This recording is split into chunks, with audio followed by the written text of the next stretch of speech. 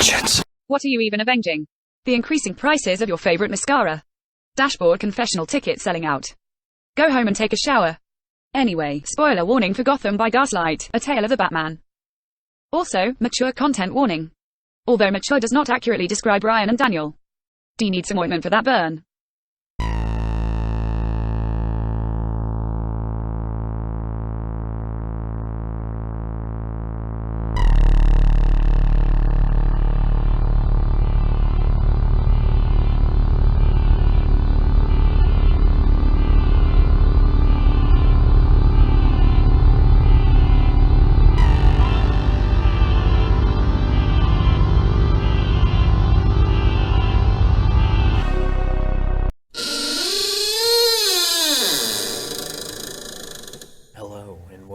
Episode 15 of The Horror of Babylon, where we will be covering Gotham by Gaslight, A Tale of the Batman, as well as its sequel. Tonight with me, as always, is Daniel. Say hi, Daniel. Hi, Daniel. And of course, I am your host, Ryan. And for the first time ever on The Horror of Babylon, we have a very special guest. Say hello, Chris.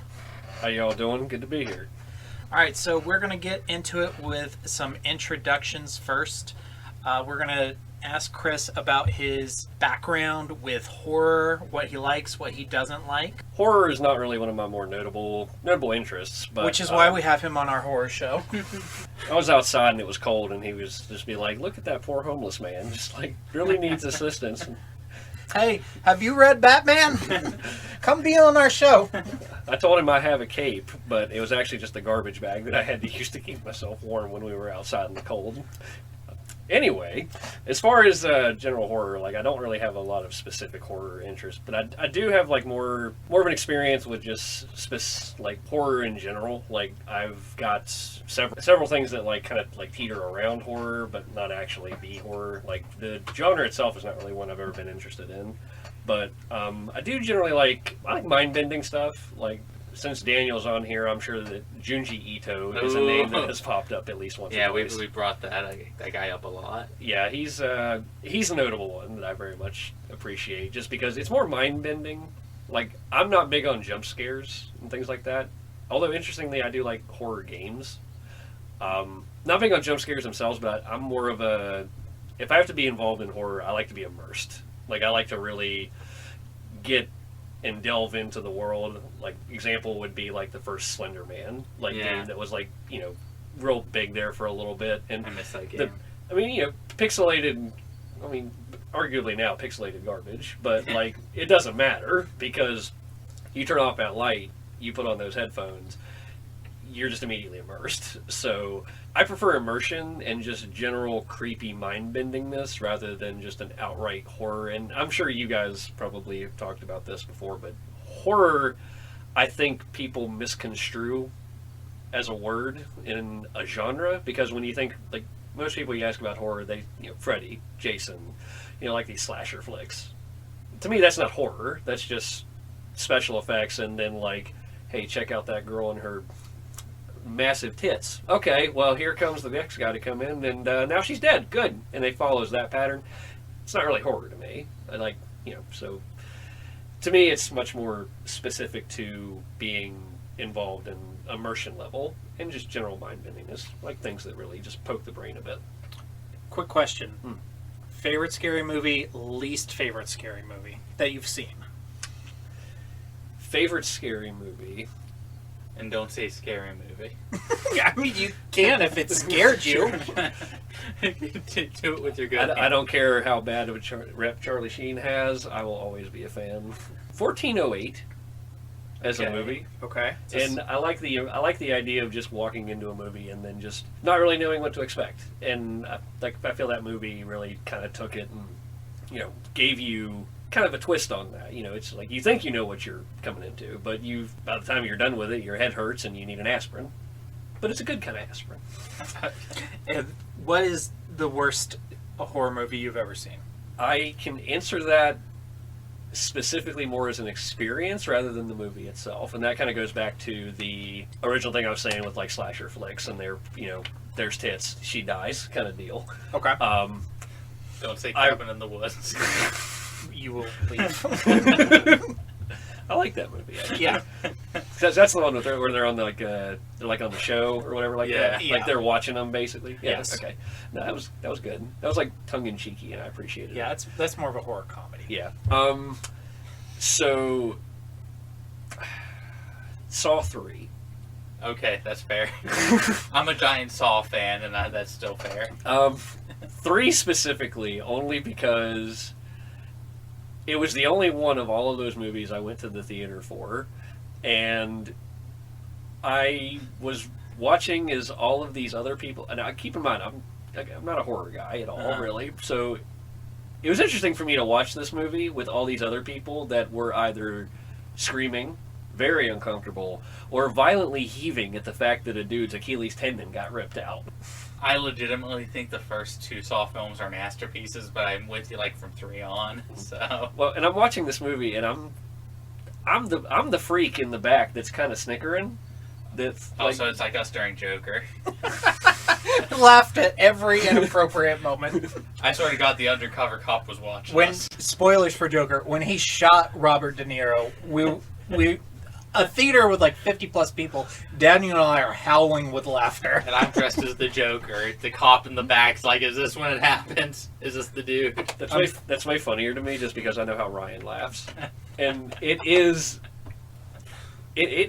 that'll take you out of a movie real quick. Is when he starts laughing. I mean, that happened at the Batman too. Yeah. When that character was shot at the end. Thumb drive. Oh, that too. I'm sorry, what were you saying, Chris? No, you're good.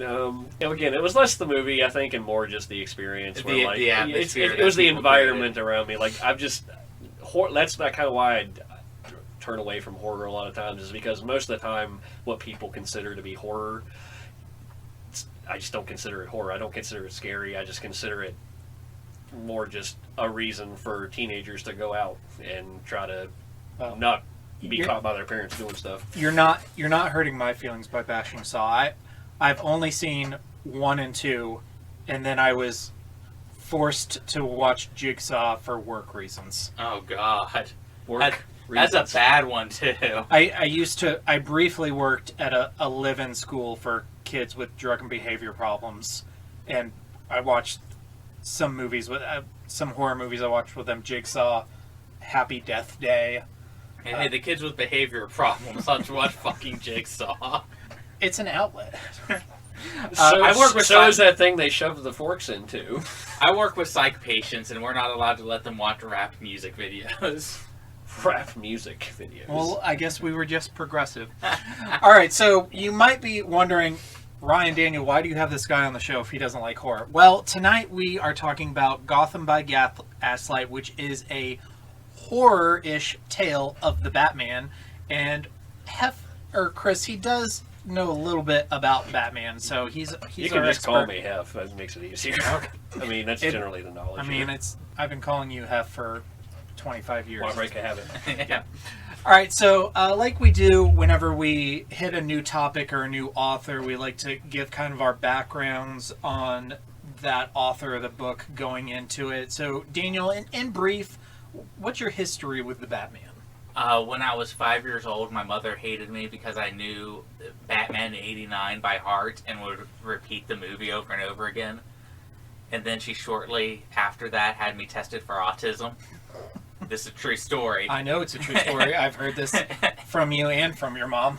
And at the age of 35 is when I got to hear the story, or 34. And she's like, "Oh yeah, and they just said they don't have a diagnosis for you yet." And I was just like, never took me back over the Batman. And ever since then, I've just been reading Batman comics. I wasn't much for continuity up until about early college. I would just get them like in random graphic novels or random issues. My stepdad would get them for me, my dad would get them for me, and I'd read them and be like, "Oh, that was a cool story. That's a cool issue." I watched the animated series growing up. I had an entire toy chest that was just Batman figures until I was about 16 years old. And now I have a shrine of Superman in my house, so I have betrayed him. You have joined the other team. But we are not going to talk about that so that I can remain calm. Plus, I've come to terms with Daniel's Superman obsession. All right. So for me, I was kind of a weird kid in that I was the only kid on the playground who wasn't into superheroes. I never, as a child, I never read superhero comics. I didn't watch Batman the Animated Series, I didn't watch the Spider-Man cartoon. I didn't get into any of that. My only real interest in terms of superheroes as a child was the Batman movies, and then eventually when they came out, the Spider-Man movies. I didn't really get into superheroes until college. Yeah, I remember that. And honestly, like a lot of people, that was because of the Marvel movies. Mm-hmm. But that quickly after starting to watch these Marvel movies is like, okay, I need to get into superhero comics. I've read comics my whole life, but it's been manga primarily. So as soon as I started watching superhero movies, I dove into superhero comics. And since Batman has been kind of the one superhero I've been into my whole life, that was one of the places where I started. And started, like you said, really more reading like the graphic novels, the one-off stories, mm-hmm. the Dark Knight Returns, the Killing Jokes, the Year Ones, those sorts. And I didn't really get into continuity either until I read Court of Owls and realized... I love Court of Owls. Court of Owls is beautiful. But that's where I kind of realized, oh wait, this is different. And then you started looking into, oh, this is New 52, this is Batman Volume 2, this is a new continuity from all the other stories. And then, would watch some lore videos on YouTube, started researching, like, oh, okay, this story is part of this continuity, this story is part of this continuity. And I would in no way call myself a Batman expert, but I have read a lot. I would say if I'm not well-read in Batman, I'm approaching well-read. Yeah, you're getting there. Yeah. I think you're above average is where I'd rank you at least. Real quick, what's your favorite Batman story? My favorite Batman story? Mm-hmm. For me, maybe this opinion is a little basic, but I would say mine is Year One. As recent as it is, at least recent in terms of us, I've really attached to Court of Owls. Yeah, it is really great. And that was a big one. Under the Red Hood is probably a close second for me. Under the Red Hood. I also... Hush is probably still my number one graphic novel. Hush is up there. I think that was actually the first one I sat down and read, because you gave it... Yeah, I think I lent that to you. You lent it to me, and I remember we were going to Anime Boston, and I remember sitting in a classroom, because I was teaching at the time, while the kids were at music, and I was on planning, and I was sitting and reading Hush. I had just started it, and then they came back from music ready to continue class, and I gave them a worksheet so I could keep reading Hush.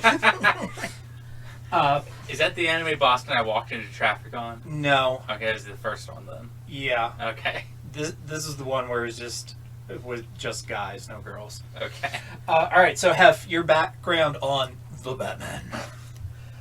Well, much like Ryan, I was kind of a late bloomer as far as the Batman phenomenon. Also, fun fact, I didn't actually learn to read until high school. And when I say that, I'm not being a smart ass. I'm actually meaning, like, in terms of, like, people always say there's a difference between reading and then reading comprehension. You can read anything, but to comprehend what you're reading is something much different. And it really wasn't until high school that I really started to, like, kind of be able to embrace that a lot better. Now, as far as what got me into Batman, I would have to attribute it probably to... It was Mask of the Phantasm. Like, that film... The animated film. Right. Specifically just because it was not the Batman you saw on TV. Batman, like the animated series, stuff like that. And to a degree, Batman the animated series is kind of campy. Like, there are a lot of kind of campy episodes. They're still, good in their own right. Mm-hmm. But Mask of the Phantasm was really what said, we don't have to be campy. We can do something a little bit more on the adult themes. It's when they got to take the cake gloves off. Basically. And I mean, Kevin Conroy and Mark Hamill just roll with it. Like, you really do kind of, and it's such a good story, and it was such a real introduction for me as far as just this isn't kid stuff. You know, it's not like, you know, typically where they're running around and just doing their Batman and Robin thing. This is like, holy shit, this thing is killing people. And so that was really that kind of what first pulled me into the Batman really animated universe. And then as I got older, I started to, much like Ryan, got, you know, into graphic novels and stuff like that.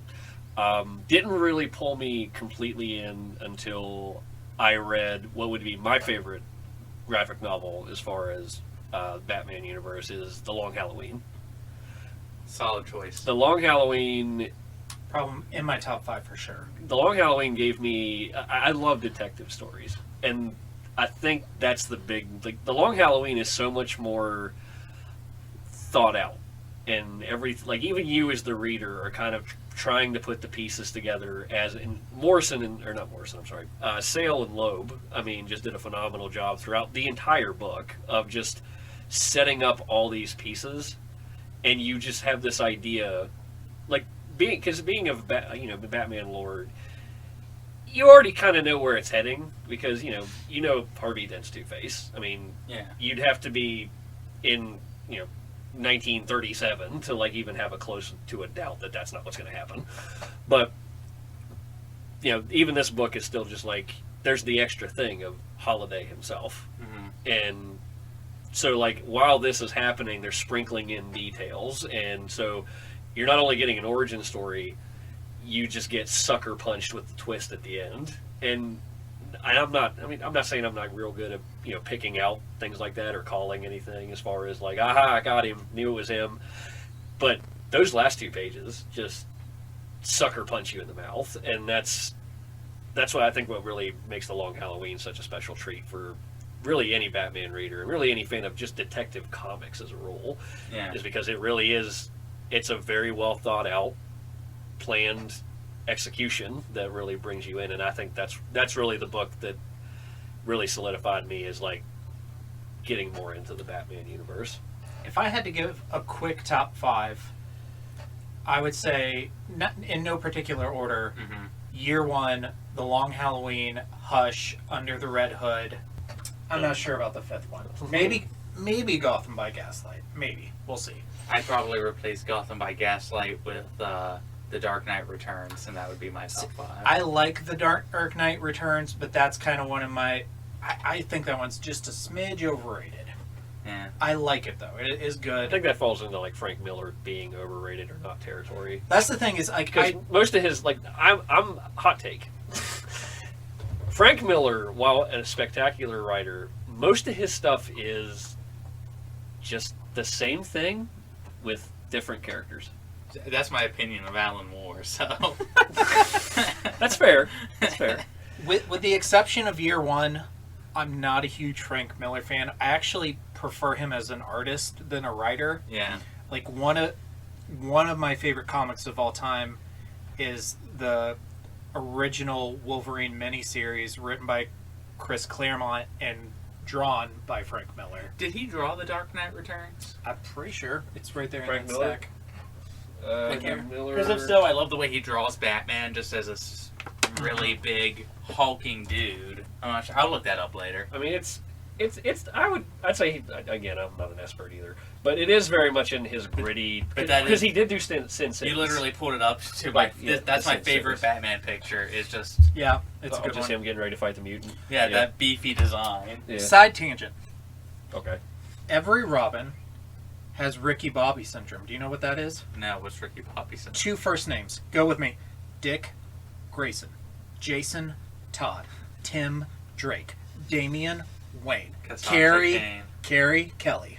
Yeah, no, you're right. They all have Ricky Bobby syndrome. Whenever we hit a new book, we do just a little bit of background. So, of course, we read, or most of us read, Gotham by Gaslight, A Tale of the Batman. This is the first Elseworld series.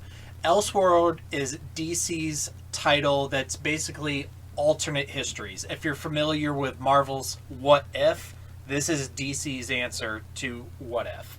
They're not canon. It's an alternate history with established DC characters. Gotham by Gaslight was written by Brian Augustyn.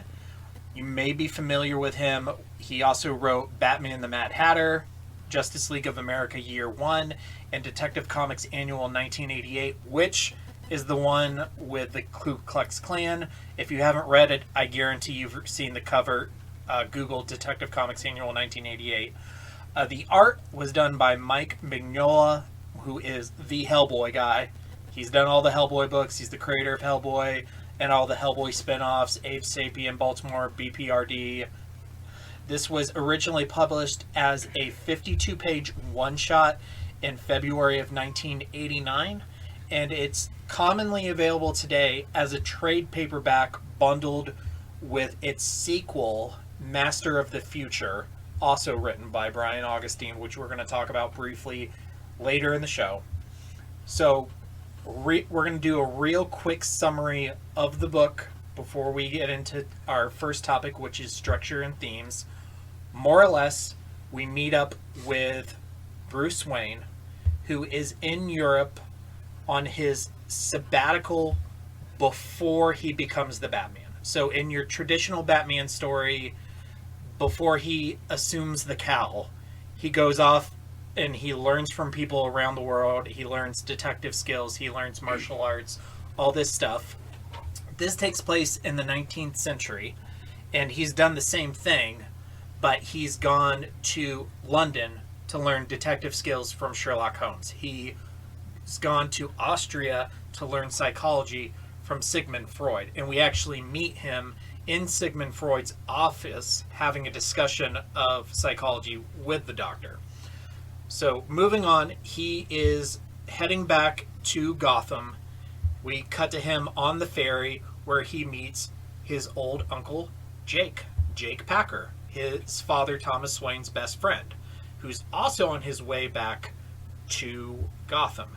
They discuss some killings that have been going on in London, the Whitechapel murders from Jack the Ripper. My fourth favorite serial killer. I'm going to request that list later. I was also going to ask real quick, but that's fine. Continue. Okay, so they both make it back to Gotham. Bruce becomes the Batman. You get a montage of him taking out people. You get his reunion with Alfred. You get his reunion with Jim Gordon, who looks suspiciously like Teddy Roosevelt. Did you pick up on that? I didn't really pick up on that, but I wasn't really. Let me just go to pull him up real quick. Here we go. That is 100%. Teddy Roosevelt. Yeah. My fifth favorite president. Yeah. Okay, so What? So Gothamites have this new mercenary. The Gotham PD's trying to catch him. He's in all the newspapers. But at the same time, as the Batman is appearing, Jack the Ripper has also appeared in Gotham and is killing women in the streets just the same as he did in London. And since they both appeared at the same time, most people are assuming the Batman is Jack the Ripper. There was part of the story where I thought that was going to be the twist. Is that Bruce Wayne was? What it was... And I was like, okay, there's two ways the story can go. The super obvious way from like the second page. Yeah. Or this twist that I'm reading too much into, and it went the super obvious way. At some point, Bruce Wayne is accused of being Jack the Ripper. Is that Abraham Lincoln? No. That was Harvey Dent. What? I know. At some point, Bruce Wayne is accused of being Jack the Ripper. Jim Gordon and the cops, they come and search his house. They find bloody gloves and a knife. They put him on trial. Uncle Jake, his father's friend, is his lawyer. The jury convicts him on basically no evidence. They throw him away in Arkham, where he's trying to figure out the case, who is Jack the Ripper, before they hang him. Without getting into all the details, he realizes that what we all knew from page 2, that Uncle Jake is Jack the Ripper. He switches places.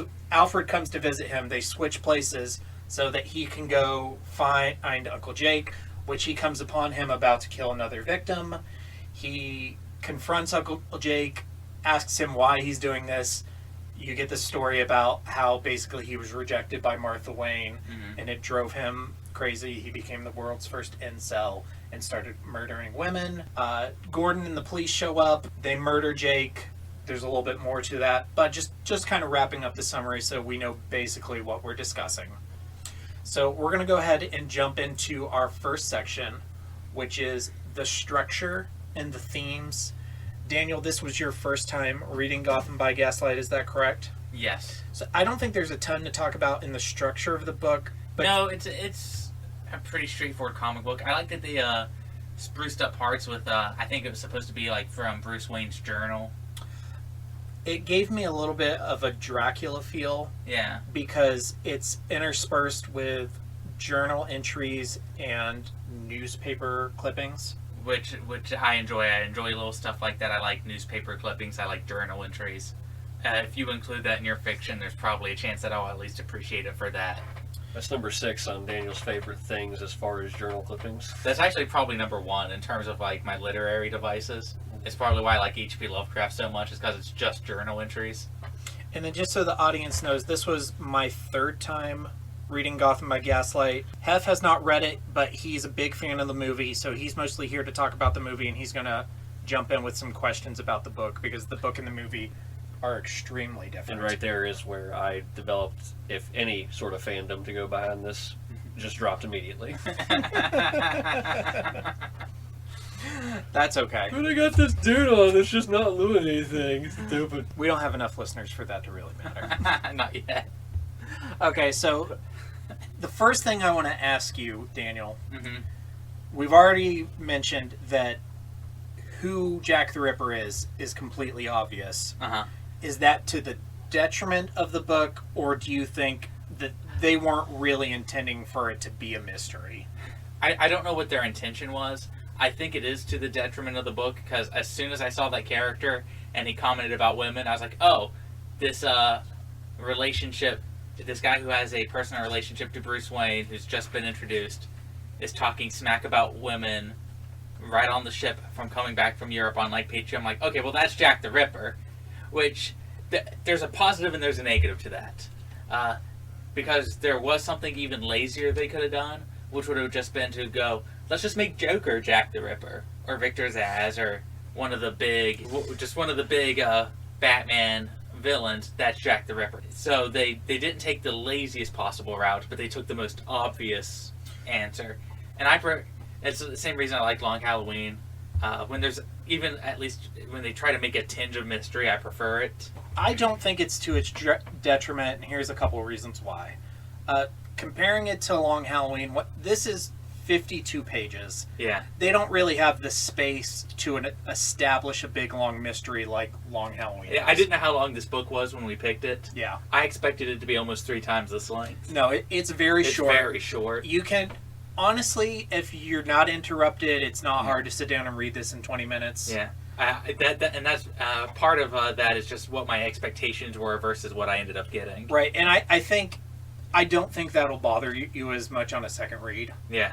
And then the second thing I was going to mention is, to me, this isn't an interactive mystery that you're trying to figure out.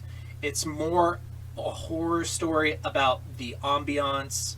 It's about the themes, and it's really, the enjoyment for me in this book is aesthetics. The art, the colors they use. The art is really good. The character designs, the design of Gotham. I love, what would this be, like 1890s Gotham? Is that what it was? Yeah. Turn of the century? It's late 19th century, which would have been 1880s, 1890s. That's a period of time I really like. It's like between 1890s and the First World War. Yeah, and I'm kind of a sucker for that too. I've always been a huge fan of Victorian London, which is what you would call it in literary terms. Yeah. Primarily because I've been a big Sherlock Holmes fan for most of my life, and I do enjoy a lot of other things from the period as well. This did give me some Sherlock Holmes types of vibes. Yeah, and of course, like we said earlier, Sherlock Holmes is name dropped. All right, so some other themes. A big theme is we're taking a pulp culture icon, Batman, and pitting him against an actual historical figure, Jack the Ripper. Mm-hmm. Although you could say a historical figure that's kind of been misconstrued into a pop culture icon. I've read entirely too many books on Jack the Ripper, so yeah. Yeah. I feel like Jack the Ripper's more just the mystery behind it is what makes it a pop culture deal. I honestly think that if it can be anything. If somebody defended, like if they could 100% prove who Jack the Ripper was, you'd still have people who would deny it. Zack Snyder. Yeah, just so that they could keep the mystery. There's an entire market off the mystery. If you could definitively prove it, that market disappears. And if you've been living under a rock for the past 200 years, Jack the Ripper was the name of an unnamed serial killer in late 1800s London who killed 5 women, 4 in the streets, 1 in her home. I believe all of them were prostitutes. Yeah. Gruesome stabbings, disemboweling, terrible stuff. And there were also a series of letters and postcards that were mailed to the police, to Scotland Yard in London, claiming to be from the killer, but that was never verified. As Daniel said, there's a lot of mystery about this case. It was never solved because it happened so long ago. It most likely never will be solved. There's even a chance that, and I would say this is a super slim chance, based off of how the murders were committed, but there's even a theoretical chance that none of the women were killed by the same dude. Yes, there's a lot of theories that there were multiple killers, maybe even that there wasn't a serial killer, that these were all women who were killed by different people. Speaking of Sherlock Holmes, is it Doyle? Sir Arthur Conan Doyle. He postulated that Jack the Ripper was a woman because she could walk around all bloody, disguised as a midwife, and I think that was brought up in Gotham by Gaslight. It was either brought up in the movie or the book. I remember there being a line. I think that was the movie. Yeah, I think it was the movie.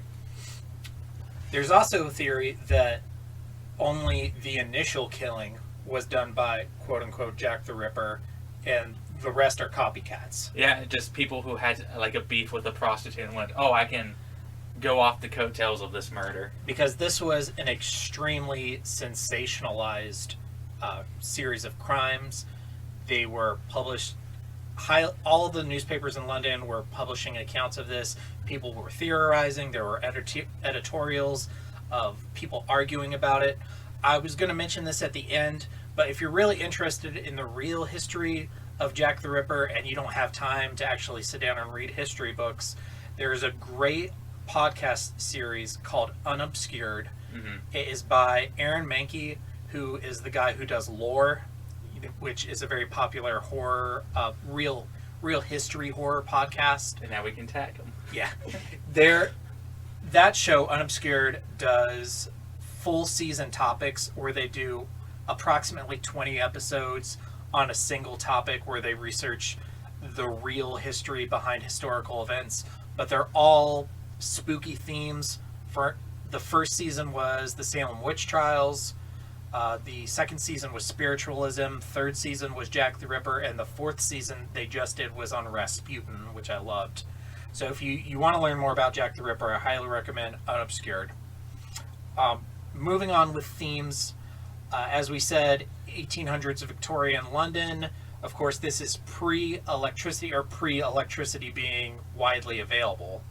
The title is Gotham by Gaslight because the streets of London were lit by gas street lamps throughout the city, and this is reflected in the art of the book. The book is primarily in black, white, and yellow, which of course are the colors that you get from a gas street lamp lighting up a dark night. And this is what I was kind of talking about earlier with my main enjoyment here is aesthetics, the art, the colors they use. It really does a good job of signifying the darker nature of this story. Go back up just a little bit. That right there is probably my favorite panel in the comic. Just the conspiracy board from his prison cell. So what we have up is a page towards the end of the book where Bruce Wayne is in his cell at Arkham, and he has Jim Gordon has snuck him all the evidence from the Jack the Ripper case, and he has it pinned up across his walls, and he's trying to figure it out before he's executed. I love that scene. And then, of course, another big thing that goes along with this is Gotham itself is completely redesigned in like Victorian London and Gothic architecture, which is just beautiful. Okay, so let's get into our characters. This is usually the meat of our discussion. We're going to talk about Bruce Wayne first. Daniel, you've read a lot of Batman comics. What did you think about Bruce Wayne, aka the Batman, in this book specifically? This was a good Bruce Wayne. Expert analysis. Well, as always. I just got a bad Bruce Wayne in the Batman. we are going to try not to get on the Batman in this show. No promises. Okay. What did you like about Bruce Wayne in this Daniel book? giving a bat flex. Yeah, I'm sorry. That's my hottest take, and everyone hates me for this opinion. I don't. Bruce Wayne is supposed to be living a dual life, and by the time he takes on the Batman mantle, I expect him to be smart enough to know he needs to be not drawing attention to himself as Bruce Wayne, as a suspect for the Batman. And he does this by being a little flamboyant.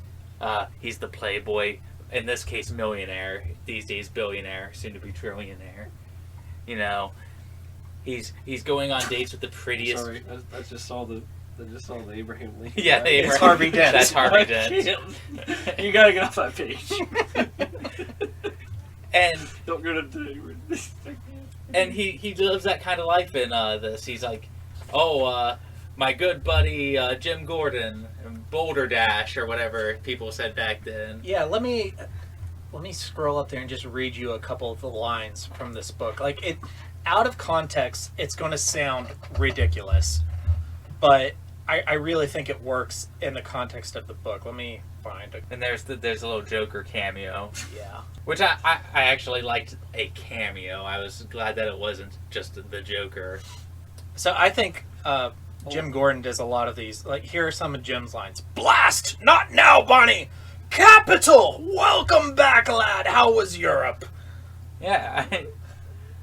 And you got Bruce Wayne going and trying to live a social life during the day, but he can't account for his time during night, which also makes him a suspect in this. Which is why when he's eventually accused of being Jack the Ripper / the Batman, he has no alibi because he's been out being the Batman. And there are even some, and I'm not going to name too many names, there are some comic book writers today who don't get that Bruce Wayne is smart enough to know to not act like Batman while he's Bruce Wayne. Right. And that's why I say this is a good rendition of Bruce Wayne, is he's studied psychology enough to go, I need to make sure that people don't suspect that I'm the Batman, my alternate persona, or Bruce Wayne's his alternate persona, whichever way you want to phrase that. Something that I really enjoyed about Batman in this book, which was one of my first triggers about the movie, spoiler alert, I did not like the movie, is that in the book, Batman is like always in the shadows. You like almost never get a clear look at him. There are shots of him where half his face is black. There are shots of him where he's just off in the distance. But it really lends itself to that darker, this story is taking place at night, a kind of vibe where you just never actually get a good look at him. It's almost like one of my favorite aspects of horror movies, when it's done well, is when you only ever get a small glimpse of the monster. You never get a full shot of the monster, and that's what they do with Batman in this story. Is you just get little bits and pieces of him. Like, we're scrolling down the book as we're seeing it here. You never get like a real good shot of him. Even at the end, at the confrontation at the end, he's mostly in the dark so that Jim Gordon and his people can't see him. And it also leads a lot to that how Batman's trying to create an urban legend type of vibe, which is something else that a lot of people don't really write about anymore, which is kind of hard when you're literally on a Justice League. But when you're doing a solo Batman movie, writing him as an urban legend is a little bit easier. And this book came out in 1989, which at that point, Batman was the first, well, aside from the Adam West Batman the movie, the Michael Keaton Batman was just coming into theaters, so there weren't all these expectations by the general public. And this reminds me a little bit of the Keaton Batman movie, especially when people are talking about the Batman, you have people doing those little sketches of him, and in this they have like sketches of like an actual man-bat. There's also something interesting about Bruce Wayne in this book, is it puts him in a position where he can potentially, not definitely, but he could make an argument in court that he's innocent from being Jack the Ripper by revealing that he's the Batman. Now, of course, a lot of people believe that they're one and the same person, but he could, show them, okay, here's my equipment, here's my costume, this is what I've been doing. He can make an argument to try and save himself. But if he does that, then he can't be the Batman anymore. So by doing that, he would be giving up his mission, which he's not willing to do to save his own life. I need to be vengeance. Okay, so moving on to our next character, which of course is Jacob Parker, Uncle Jake, aka Jack the Ripper. Thoughts? It was super obvious that he was Jack the Ripper. I was hoping it was a misdirect when I first read him. I was like, okay, so this is Jack the Ripper, and I kept expecting it to be a misdirect. And then he's defending. Spoiler: it is the actual. Yeah, he's defending Bruce Wayne in court, and I'm sitting there going, Bruce, buddy, seriously. I was going.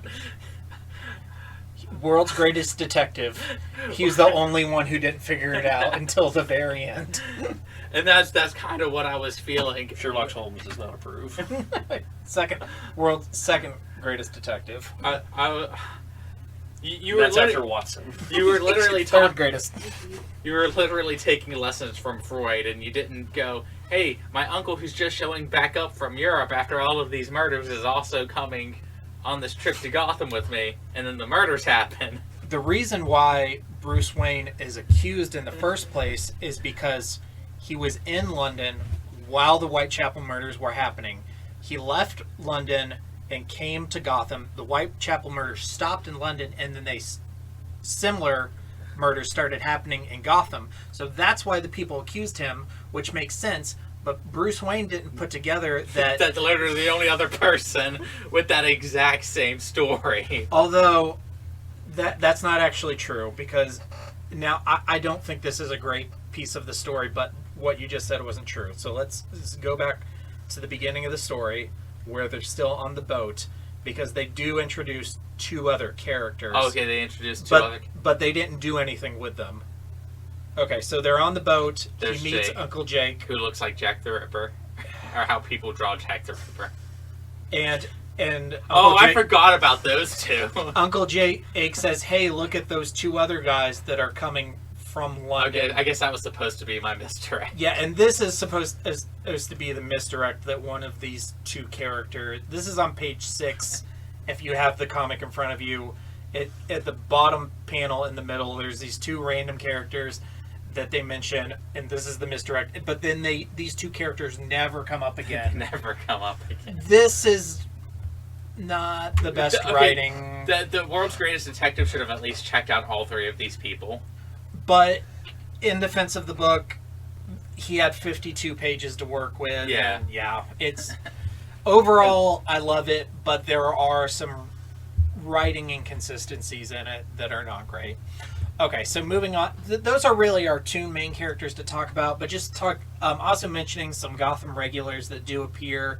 Do you have any thoughts on Alfred or Jim Gordon in this book? After you pointed out he looks like Teddy Roosevelt, he's now my favorite Jim Gordon.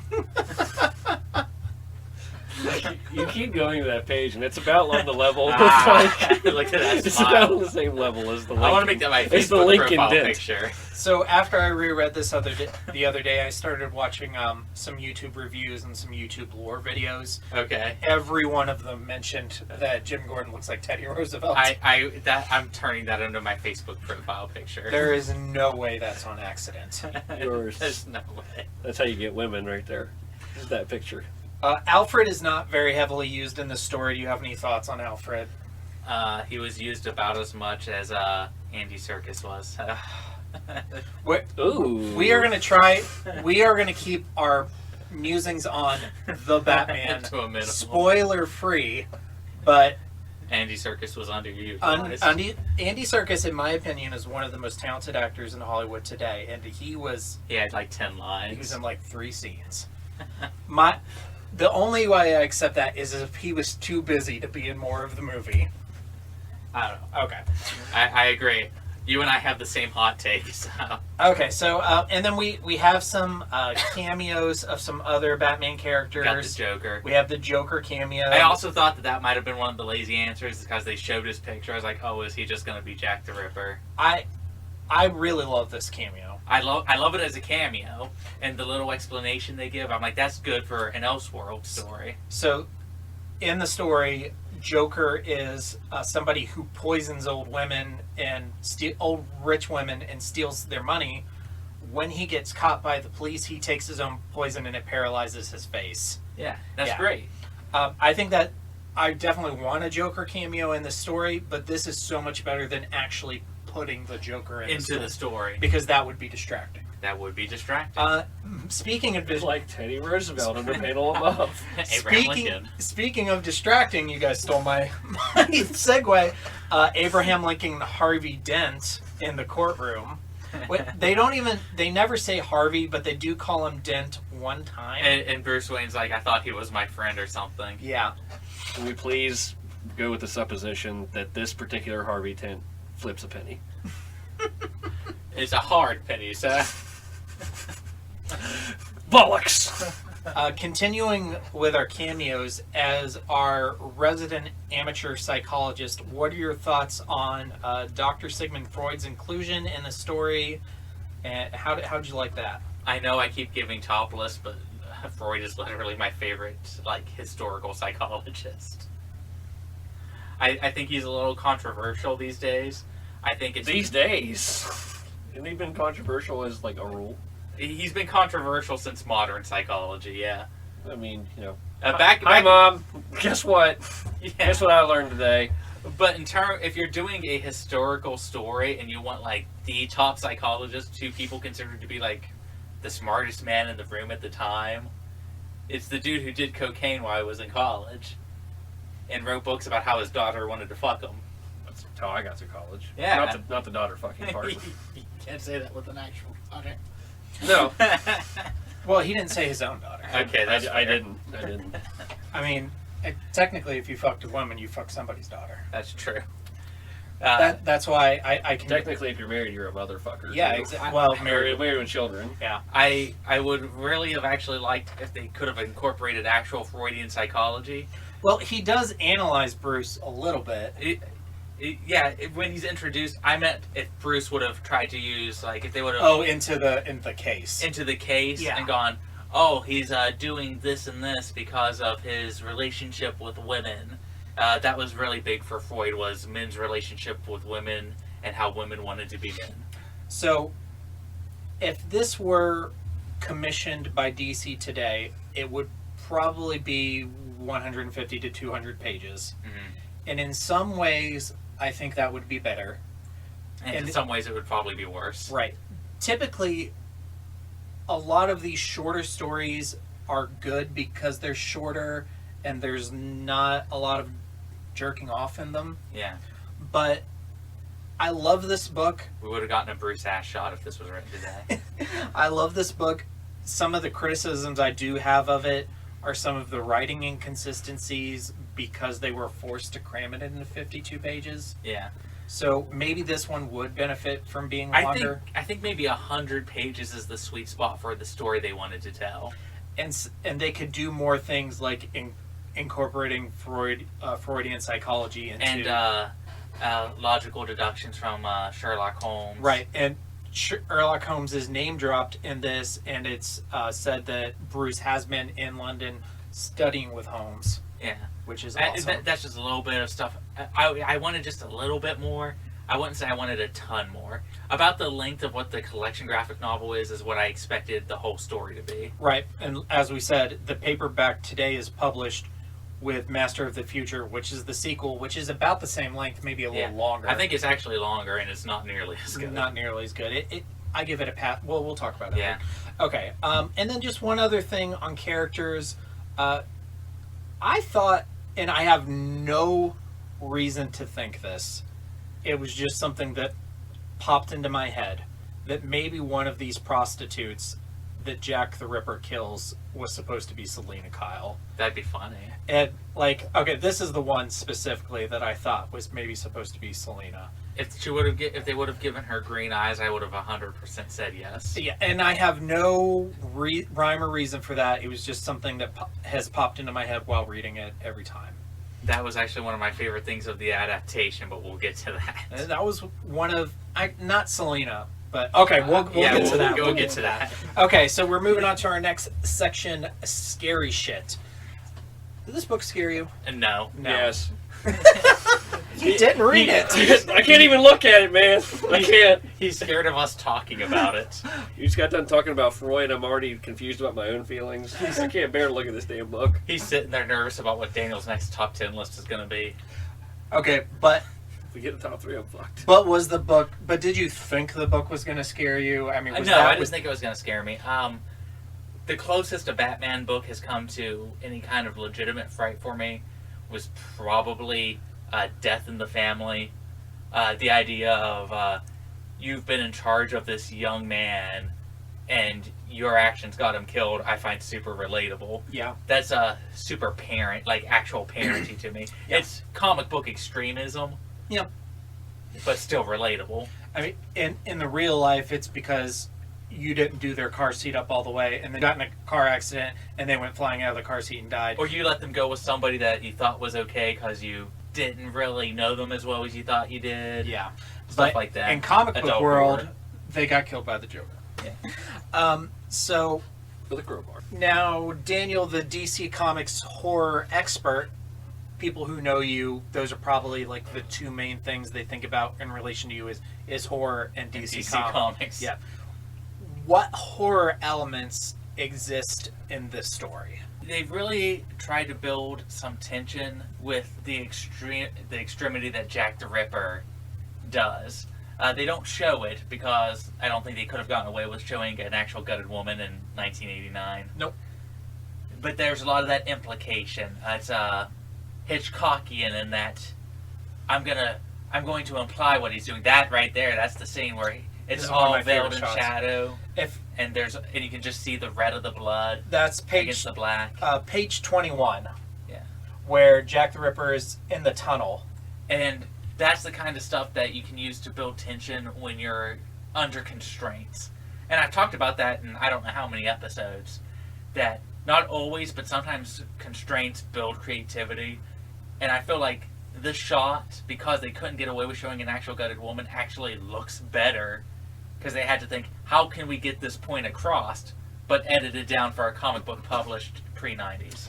And this is adding to my point from earlier, where the less is more point, we're showing less of the Batman, less of Jack the Ripper, less of the bodies, is actually better at building the atmosphere. These are the high points for the book for me. Yeah. But like I said, my big thing here is the art, the aesthetics.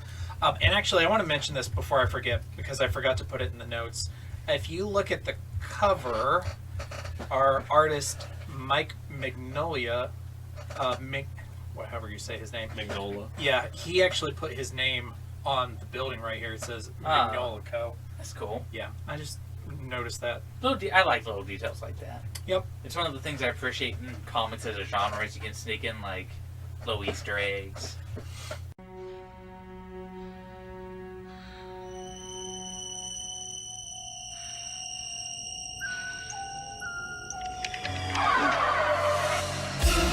Kiss me, fat boy.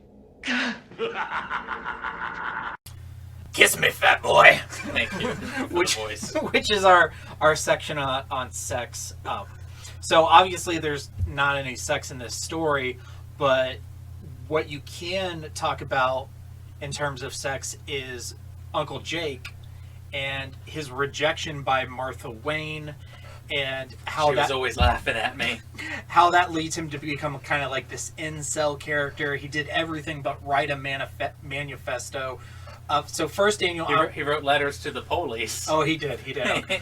First, I want you to give me your opinion on the explanation in the first place, his story about Martha and that being his reason for becoming a killer. I would say it's dumb if I haven't literally seen stories of people from Reddit going and killing single mothers. So that's the thing is, It's literally something I've seen happen in news stories. I read a review of this where the person said that was the biggest weak point of the story because they didn't believe that a person would really do that, but it actually happens. I think it's a lot more rare than what people might want to assume or think about, but at the same time, it is literally something that happens. It's a percent of a percent of a percent, but it only takes one to make the front page news. I forget, a long time ago while we were drinking, you had me watch this goddamn huge YouTube video about the guy who wrote this huge manifesto about how he hates women and then he shot some sorority girls. Oh yeah, hold on. Elliot Roger. I thought he was going to go with like the 2 Girls 1 Cup video. No. Next thing I'm- No, I made you watch Mumkey Jones, and he wrote this giant manifesto because he couldn't get pretty blonde girls to notice him. Because he, in his mind, women approached men they found attractive, and no one ever approached him, so they didn't find him attractive. I find him psychologically fascinating. I think he's a horrible human being, and I'm glad he's dead, and I wish nothing but poor things on his father, who helped contribute to this. That's a whole other worms. How far away is it? If that guy really existed, he really killed, he was a real person, he killed real people, He killed, I think, 5 people, if I Unfortunately. remember right. How far away is that from Uncle Jake in the story? I don't think it's that. I don't think it's far. I think that if you're hearing that criticism, you're probably expecting somebody who is probably more on my boat, not going into it a little blind, expecting something a little bit more grandiose. Yeah. And sometimes the simple explanation of a dude got rejected by the wrong woman at the wrong time, or this was the last, and this, again, not excusing these people, anyone No. Just not excusing, just explaining. just explaining. I feel like I always have to qualify that. Which, honestly, you probably shouldn't do it every time. I will do it every time. But these people are real, and I didn't think it was a bad explanation. I think I was hoping for a little bit more, but not too much more, which was one of my problems with the animated movie. I think it overcorrected, but we'll get into that. We'll get to that. Adding to the background, something that the way that actually Bruce figures out it was Uncle Jake is that the knife that's the murder weapon has the insignia from Thomas Wayne and Jake Packer's Civil War infantry unit. Mm-hmm. Their unit number is on it. That's how he figures out that it was Jake. I was hoping it would be from a clue that they had a little bit earlier in the story. If it was there, I didn't notice it. But I think that adds to the legitimacy of his explanation because on top of being rejected by his one and only true love, Martha Wayne, this is somebody who survived America's bloodiest conflict, the American Civil War, and was potentially traumatized by that war. So he exits the war. He may have had PTSD. He may have been undergoing trauma, and then he has this experience. Have either of you guys played L.A. Noire? Yeah. No. Okay, when you're driving around, sometimes your detective partner will have a conversation with you. And it's one of the most, I don't know if it was accidentally insightful, but you're driving around and your partner, who's this like gross, gritty detective, is the fatter one. We'll say he has several partners over there. Yeah, it was, not the vice guy. yeah. No, it was the murder guy. The murder guy, okay. Okay. Right, yeah. And they're driving around, and I think it was the Black Dahlia they brought up. I can't remember which like serial killing that they used as an example. And the guy goes, "Let me tell you who this guy is. He's some dude that they sent overseas, that they asked to kill over and over again, and then come home and live a silver life. And now he's just not able to. That's all this is. And he's taking it out on women because he can." And that's honestly not too wrong of a apt description of some serial killers. Not all. They're far more diverse of a group than pop culture would lead you to believe. I mean, I feel like they all generate.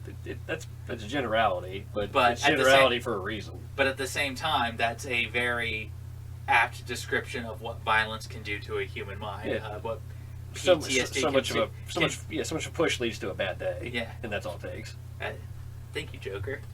I mean, we are talking Batman. Yes, thanks. I thought you did that on purpose.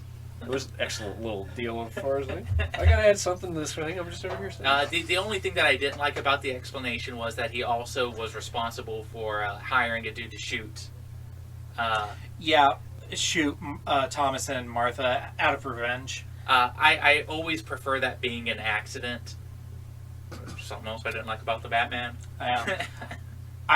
So the book opens on them being murdered, which I generally, with Batman stories, I prefer they just assume we know what happened to the Waynes. This one I'm okay with it because it's an alternate history. Yeah. It's a different telling. I like that they told it in like a dreamlike sequence.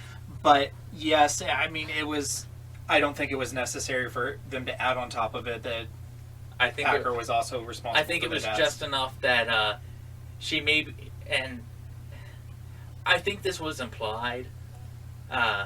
It's not explicit. I think what she did was politely reject him, and he built it up in his mind. That's how it came across to me. Well, he mentions that they both laughed at him. So the way I interpreted it is he confessed her, and she thought he was joking. Yeah, something like that. Yeah. She was not being malicious. Yeah. She thought it was a joke, and that's why she laughed. And then she went and told Thomas, and he also laughed. Also very Elliot Rodger. Right. Is taking rejection as laughs as personal affronts when oftentimes it's really you just don't know how to socialize. Right. And this is coming from a dude who had to learn how to socialize at the age of like 20. Okay, so we're going to start wrapping up our discussion of the book so we can move on to our other topics. Oh my God, are you Stephen King? No, I'm Dean Koontz. Oh.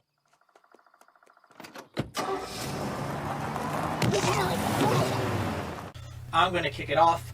My king for Gotham by Gaslight is the art, the gothic redesign of Gotham, just in general, the atmosphere, the colors. Mm-hmm. My Koontz, couple little nitpicks in the story.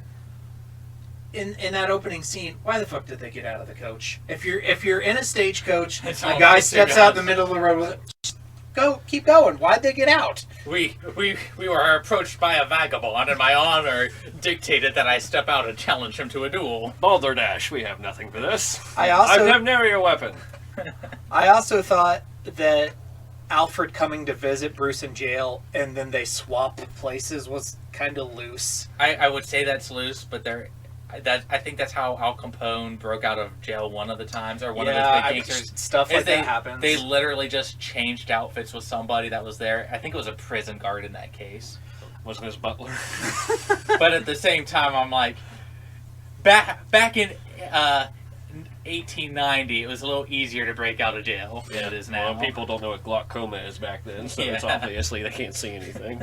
And then my last nitpick, I'm going to say this ahead of time. They could not have done this because it would have derailed the entire story. But I honestly believe if Bruce Wayne was in London studying under Sherlock Holmes at the time of the Whitechapel murders, they would have tried to solve it. And they never would. Yeah, they never would have went back to Gotham. Those are pretty good. That's pretty good Kings and Koontz. Yeah. What is your King and Koontz? My king is including just Sherlock Holmes and Freud in general. Yeah. I love little stuff like that. I love it. If you're going to do a period piece, you do a period piece. And sometimes you go a little too far. Like Bruce Wayne can't know literally every famous person from 1890. I guess he could, but it would be silly. Right. But knowing the top detective and the top psychologist for what he wants to do, love it. Yes. And I think my Koontz is a little obvious. I thought the Jack the Ripper was it was too obvious to me. I would have liked it to be a little bit more of a mystery. I understand that the book was shorter than I realized it was. And that's part of expectation versus reality. And I do think that will bother you less on a second read. Yeah. But I definitely understand. Now, Chris, to you, after hearing this discussion and kind of seeing us flip through the book, what would you say is your number one thing that would make you want to sit down and read this? And what is your, I think I know the answer to this, what is your number one reason that you don't want to sit down and read it? So they apparently are both. Well, before I give my answer, I do need to kind of define this. Is Koontz Dean Koontz? Yes. Yeah. Okay. All right. Props is Stephen King. Slops is Dean Koontz. Okay. I'm even a giant Dean Koontz Yeah, guy, I but like at the Dean same Koontz too. But It's it's just- That's funny. the guy that Peter Griffin ran over and then ran back over, right? Yeah, because he I thought don't know. Because he thought he it was. happened. He thought he hit Stephen King, and when he goes, "No, I'm Oh. Dean Koontz," Peter Griffin ran over him again. I'm sure I saw that before I knew who Dean Koontz was. We should get that as like a soundbite. So we. Please hold while the guys look this up on YouTube. Yeah, we need to make that our soundbite for whenever we do Kings and Koontzes.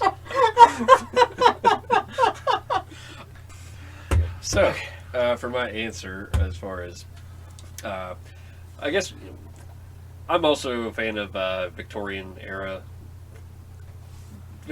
works. I think they're just kind of like it's a different time. It makes it so that like just about anything's possible as far as like story elements, and even the technological constraints of that time makes it so that stuff's more believable. I think like a detective story like this is much more believable than what we would have now, where we're pretty much just swallowed up with Criminal Minds, CSI, all these all these TV shows are really just like the killer must have been at least 6 feet tall, and then he had this, but they go about all He jerked these, off on the bed sheets. We have all of his DNA, but none of his face. But with our psychic powers, aka the blood spatter, we can see which part of the room he was. Like, I get that these are things, but it's so much more based off of character-driven dramas. I think is something like this is much more exciting to me because it's constrained to the technological aspects. You can also have your characters being much more oblivious to things that modern day science would have you believe otherwise. It's actually really interesting that you bring that up because it must have been 5 or 6 years ago the FBI put out a report that there are less serial killers out these days. And it was theorized as because that modern technology is just catching people too soon before they can be serial killers. I mean, that's what got me on my taxes this year. That's terrible. Yeah. What a world we've come to. No, actually, that's a good thing. And then, again, just different time, different era, but much more fruitful, I think, as far as storytelling. And your Koontz. As far as what wouldn't make me want to watch? Yeah, what based aside on... from the fact that every president that we've had is apparently guest starring in this role, in this particular book. This story takes place before Teddy Roosevelt was even president. Is Lyndon Johnson in this book? No, Lyndon Johnson is not in this book. Sorry. It's fine. It's a legitimate worry I would have when reading this book. I mean, so... But other than obviously now knowing what the twist is, but of course, based on what you all are telling me, it's not really a big reveal. So. It's not a twist. To me, the intention was that people would know. Or maybe I'm giving them too much credit. Maybe they did think it was going to be a twist and it's just not well written. I would assume they knew that everybody would know it from the first page. Yeah, and writing conventions these days are also a little different.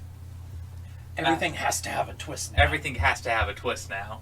So part of me was going in there expecting there to be a twist. You're just like twisting yourself. Damn you, M. Night Shyamalan, ding dong. Sometimes that works. I mean, it's just like the killer is so obvious that when you actually find out he's the killer, you're like, huh. I blame Saw Okay. for my need for a twist. I blame myself for my lack of horror taste. I blame Saul for my fetishism of Carrie Elwes. No, actually, I blame that's the the cat returns. returns.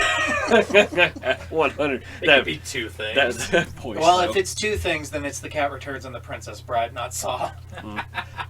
But short version is I like alternate Batman tales. I like anything that differs from the Main general continuity. moment. Yeah, like I'm I'm a person that's like I understand, like I like alternate universe tales. Like I like different takes on things. All right, then real quick, what is your guys' favorite Elseworld story for DC?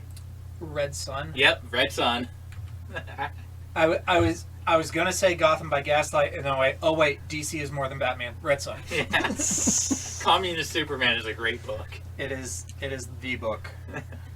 No, 100% sure. Can you run them down for me? I don't remember which ones. So because there's Elseworld, and then there's like most of them are Batman books because that's what sells. the ones I've read are Batman Book of the Dead, which is the Egyptian one where Batman is the Egyptian god of death. Mm-hmm. It's hard to get into, but it's good. There's Batman Nosferatu, which is there's actually several different vampire ones where he's a vampire. Mm-hmm. That's the one I've read. There's the other one that we talked about that was in the top 10 list that I haven't read. I don't remember the name of it. There's one where Batman's a Green Lantern. Yeah. There's also, this isn't Elseworld, it's a different one. It's Just Imagine, which is where Stan Lee wrote many books on all the different DC characters. He did a Batman, a Superman, Wonder Woman. They were pretty crazy. Yeah, I've got the Batman one. It's cool. I guess I don't really have an Elseworld stakes. I will say, like, one of my favorite alternate, I mean, it's not necessarily Batman, but one of my favorite alternate, like, timeline reality things where like that is one of the DC animated universe films, Gods and Monsters. Yeah, that's great. I like Gods and Monsters. I liked that one. I mean, I thought it was a cool, like, I there were some tropes that I think like Superman. I think that's kind of a thing that annoys me. Let's put Superman in any other country other than America, and he's automatically less good of a Superman. So, but have you read Red Sun? Yeah, I mean that one. That's the only one I do know for a fact. Okay. But Gods and Monsters was a cool one, just because like it does. I think it takes Elseworld elements. Yeah. And kind of. It definitely does. It does Elseworld story with the DC animated universe aesthetic. Yeah. One, because that's the one where Wonder Woman is not Wonder Woman. She's from Apocalypse. She's from Apocalypse, right? But it's still like the same. No, wait. She's from New Genesis. Yeah, she killed everyone on Apocalypse. That's right. But things like that. And she's like, "How dare you kill Orion and his big manly muscles?" I mean, that's what I ask every time I watch it. Yeah. But it's a cool one. If as far as original DC content that's not necessarily just comic book driven, I will support your answer. Okay. Lego Batman. That is also not Will Arnett is king. Will Arnett is great. Okay, so winding down our conversation here, we are not going to do a full analysis on Master of the Future. We're just going to talk about it briefly. It is the sequel to Gotham by Gaslight. It was written in 1991, 2 years later, also by Brian Augustyn. Mike Mignola did not come back for the art. This one was done by Eduardo Barreto. He also did Crisis on Infinite Earths, New Teen Titans, and Marvel Knights. Mm-hmm. Just generally, what were your thoughts on Master of the Future? I was sitting there reading it going, I wish there was more Jack the Ripper. I didn't think it was terrible. It wasn't terrible. Again, I went into that with no expectations. I thought it was that whole little thing was Jack the Ripper. Yeah. And then when Jack the Ripper was done halfway through, I was like, well, what are they going to talk about next? Oh, the World Fair? A guy is attacking Gotham with a sun lamp? So, essentially, this takes place years later. Bruce has actually stopped being the Batman. It's sort of a Dark Knight Returns-esque tale where he stopped being the Batman and he has to come back to face this foe. Is it the Joker? No. Is it the Riddler? No. Is it Penguin? No. It's the Master of the Future. Who is... Leroy Jenkins! His name is Leroy. Who is he? He's a crazed, egotistical Frenchman who has a airship and wants to destroy Gotham. And his best friend is a robot. This man would scare the shit out of Sterling Archer. Jesus, the helium! At the time, Gotham is actually hosting the World's Fair, which is actually an element that's used in the Gotham by Gaslight movie.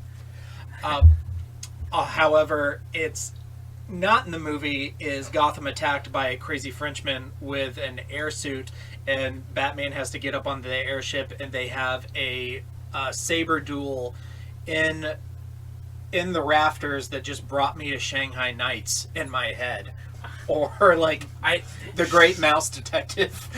There were parts in this book I liked that I thought could have been incorporated into the the main story proper if like there was hindsight and you had more you were granted more pages, like Bruce Wayne stepping into the ring fighting.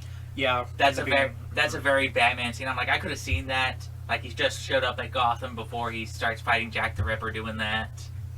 So my main issue with it is that not that they changed artists and not that the art is bad, because the art in it is good. It's too bright. But it's too bright. They completely, well, not here, but they completely not here. This is actually good too. Okay. Yeah, so from that point on. So they actually get rid of the whole like Gaslight theme of it, and they use a lot of different colors. The characters are drawn like more typical comic book style, where they're highly like detailed. How they would draw Alfred these days. Yeah, they just forgo the limits that they placed on themselves in the first book by only using a small color palette and by keeping their characters in the dark and using less is more. Not that, like I said, the art isn't bad. The art is good. Like, this is a nice portrait of Bruce Wayne. But it's just not what we got in the first story. The art was way better. In my opinion, the aesthetics of it was way better. Right. The art is technically good. Yeah. Like, this person knows how to draw a picture. It's just not what I wanted to see coming off of Jack the Ripper story. I like this one though. Yeah. This is a nice shot. I do like the Batman costume. Yeah, the costume is cool. He's got like the two little daggers, and it's like he's got like the neck thing on the cape. That's collar. something I wanted to mention during characters. Something I really like about this Batman is there are no gadgets. Yeah. He's not that I dislike Batman gadgets. I love them, but this is a pre-gadget Batman. He just has his smarts, his detective skills, his martial prowess, and that's all he has to work with. Is this your fingerprints theory? And here's the robot, the Eggman. Yeah. Okay, so last topic on the comics here on Horror of Babylon. As we read books, watch movies, and read comics, we like to rank them against each other. These are only our second adventure in the world of comics. The first thing we read was the comic adaptation of The Stand. I answered first last time, so Daniel, you're going first this time. I would put it below the Stand comic. Okay, so would you say The Stand, Gotham by Gaslight, and then Master of the Future? Yeah, Master of the Future is probably going to be last for a minute. I really like the art in The Stand. I think it's... And this isn't fair to Gotham by Gaslight, but the Stand comic book is literally the pinnacle of what an adaptation should be. It condenses things in just the right way. You get to look at characters in a little bit of a new light, but you still get the same story. It's sort of Cliff Notesy without cutting up too much. It's not fair to Gotham by Gaslight, but this is the list it's fallen into. I agree with everything you said. I'm going to put Gotham by Gaslight first. Okay. Because just for me personally, this hits so many of my favorite things. Sherlock Holmes, yeah. Victoria, like it's a Batman horror story that I think I just enjoyed it more. But yes, I think everything you said is correct. but I'm going to say... But you still like this in spite of those reasons. Yes. So I'm going to say Gotham by Gaslight, then The Stand, and then Master of the Future definitely at the bottom. Well, that'll do it for this week on the Horror of Babylon. Come back next week where we will be discussing the film adaptation of Gotham by Gaslight. That is April 10th. We will be back for our next book episode on April the 17th, where we will be discussing the Stephen King classic Firestarter. The following week, April 24th, we are going to cover 1984's film adaptation of Firestarter, starring Drew Barrymore. And then we are finally starting it the week of April 1st. Don't worry, you don't have to have the entire thing read by May 1st. By May 1st, just book 1 and the first interlude. We're going to be covering that book in 4 parts. And then on May the 8th, we are going to cover Firestarter 2 Rekindled, book 2 of it, on May the 15th, and the new Firestarter adaptation, Firestarter 2022, on May the 22nd. And then, of course, we'll continue on with it. So, should be finishing up Firestarter, then getting started on it. There's a lot to be excited for. Thanks for listening. Thank you, Daniel. Thank you, Chris. And stay scary, everybody. Well, that was horrendous. I would tell you boys good job, but the dryness of my sarcasm would likely evaporate all the moisture in both your bodies. Anyway, if you want to hear more of this, please subscribe to their YouTube channel by searching for The Horror of Babylon. You can follow them on Twitter at HorrorPod69. The Facebook page is under The Horror of Babylon. And on Instagram, these fools are The Horror of Babylon, one word. Reach their assuredly empty inbox at thehorrorofbabylonpodcast@gmail.com.